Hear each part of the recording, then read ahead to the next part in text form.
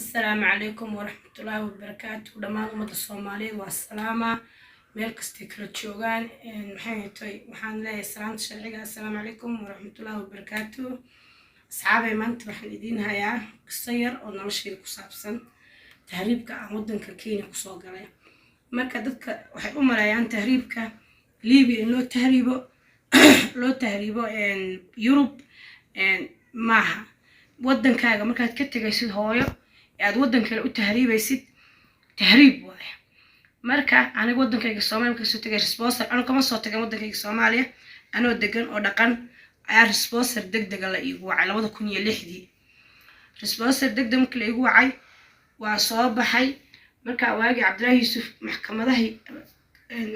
waagi Cabdullaahi Yuusuf madaxweynaha ahaa bay ahayd Cabdullaahi Yuusuf markuu diyaaradaha Kenya xiray bay ahayd marka degdegna waa naloo rabay waxaan sameynay dhulkan soo marnay waxaan soo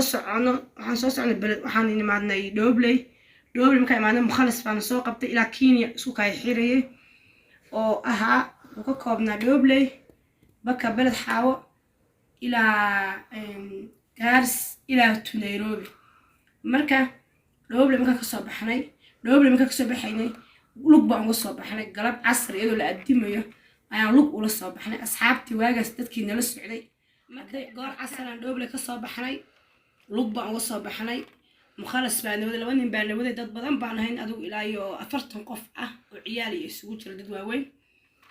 marka waxay la socday hooyaday waxay la socday laba wiil ila dhalatay marka waxaan watay gabar yar oo markaas sanadii bar jirtay oo maanta maasha Allah dhijeyga ah marka maxay heetay oo iga duubta filmaanta iyo waxaan sameynayo marka maxay heetay waxaan nimaadnay goor cisha ah la adimayo waxa imaanay Liboya Kenya habeenkii kootarabaan camal ah waxaan ku soo galay Liboya Kenya albaabada naloo xiray askar ba adduunka ka caday maxay heetay nalalkan naloo dumiyay maxay heetay guriga naloo ku xiray habeenkii anigu horta magaalaan ku dhashay magaalaan ku koray maasha Allah maxay heetay waligeed ma socon saacad ka badan marka Liboya Kenya markii Dhobley laga soo baxona toos looma soo aaday wax yar bay isu jiraan laakiin toos looma soo baxayo waxa la sameeynaa wareega askar baa laga cabsanaa wala soo wareega gadaal dambe laga soo galaa ninkii garanaya oo tahriib ku galay meeshaas marka habeenkii waan seexanay waagi markuu bariyay 3 quraacana 3 saac camal ahayd subaxii anigu waan socon waayay lugihii baa ibararay maxay heetay lugihii baan qaadi waayay marka maxay heetay adigu waa soo baxay bas baan lagu soo qaaday basku adigu inuu saaca markuu nooday waan la ka daadiyay baska marka waxa ku haray hooyaday iyo cunugtiireed aan dhalay ay xambaarsanayd baska lagu reebay inteeda xoog lahayn la wiil dhalatay iyo aniga iyo ummad badan oo Soomaaliyeed aan isla soconay waana la daadiyay laba nin waxa naloo sameeyay mukhalas nalama dhihin in badan baad lugaynaysan biyana lama siin baad maanu qaadan cunto maanu qaadan maxay heetay adigu waxaan wax yar baad soconaysaa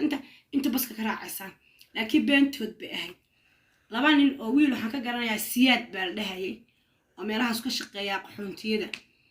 iyo wiil kale ayaa midna horgal noo noqday midna gadaal dambe maraya qofkii habaaba wadada kale ma soo celinay midna dadku hagay wadada ku hagay waxaan socono qaxoontiyada aad aragteen waxaan ku marnay lug markaan qaxoontiyada dusheeda imaanay ayaa waxaan la soo saaray laan roobal yar lagu soo guray adi in cabaara oo dhowr saacadood ala roob marka in laan roobka xoogaa dhowr saacado badan soo saar marba meel baan ku daali askar soo muuqata marba duurkan galaano wasbaacsan markii dambe laan roobka waa la ka daadiyay lug ayaan soo jabsanay waxaan socono habeenkii socono maalintii socono oon socono oonan biyo haysan oo cunto haysan oo ana socod aqoon oo aan naloo sheegin ayaa laba habeen iyo laba maalin aan soo lugeynay lugtii habeen badh ah ayaa waxaan ku imaanay Gaarisa tog yaro korka xiga qofkii yaqaan ayaa yaqaan bahol yaro tog oo ka xigta ayaa habeenkii nala fariisiyay habeenkii meeshaas lagu daatay anagoo baahida candufteeda waxay noqotay xumbo oo ma camal bay noqotay baahi darteed marka maxay tahay bas taxi yar baa subaxii naloo soo diray kootarabaan ah taxigii baa afar qof lagu soo qaaday oo magaalada Gaarisa lagu soo galiyay markayna gaarisna la soo geliyay cunto iyo biyo naloo keenay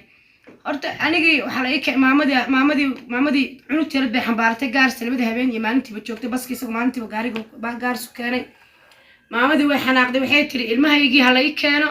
anigu haddii kale wixii la xiray wixii kale waxba igama quseeyaan maxay hayto ilmahaygaan rabaa markaasa maama isdeji maama isqari maama yaa lagu xiri maama waa la isxiraa maama hadna sheegin maama mayay tiri anigu maama aroortii waagu markuu bari ilmahaygaa lagu keenaya habeenkii sidaa hooyada lagu seexiyey subaxii markuu waagu bari tagsigiina lagu soo qaaday aniga horta waxaa lay keenay gaarisa hooyadaa lay keenay wiilashii labadii wiila gaari haruur ah sidii loogu soo gudbiyey Nairobi marka aniga gaarisa markii lay keenay 3 beri aan cuntadii markaan cuno ma tagay biyo markaan cabo ma tagay ilaa labaha weeg dhow ayaan cuntana cunin aanana cabin biyana cabin marka waxa waaye tahriibka lagu sheegayo marka ma aha bad iyo Liibiya iyo ma aha marka sidii baan ku soo galay Nairobi marka qisadaas anigu Nairobi waxaan ku imaaday sponsor baad idin degsan sponsor ku baxsan ma sha Allah sponsorkiina uu naga halaabay oo anaga faraydkii sugayno wax walba noo dhamaadeen ayaa DNA ku soo rogay DNA-ka qof walba uu garanaya xilligii la soo rogay anaga wax walba dhamaysanay ayaa DNA ku soo rogay orod waa ku soo galay wadanka askar Ilaahay waa naga badbaadiyay shufta Ilaahay waa naga badbaadiyay silic iyo rafaad kadib Nairobi aan soo galay waxayga marnay sponsorkii wixii isku toosisanay uu noo hirgalay anaga faraydkii sugayno bixi rabna ayaa DNA la soo rogay marka ma sha Allah Ilaahay hadda Nairobi ku noolahay alxamdulillah dib ma qabno waa dhaqanahay ana hadda intii kadib 5 cunug oo kale Nairobi ku dhalay ma sha Allah deegaan baa noqday saasay tahayna dhoof wali kama rajo dhigin oo rajeeyaa marka ma sha Allah asxaabay tahriibku marka ma aha maxay tahay bad iyo Liibiya u tahriibtay Yurub laakiin wadanka marka ka tagay meel kasta u tahriibaysid waa tahriib marka ma sha Allah waa salaama asxaabay salaan kadib share like commentiga wixii oo tala iyo tusaale adigu kordhinaysaan daawaydanka assalaamu calaykum waraxmatullaahi wabarakaatuh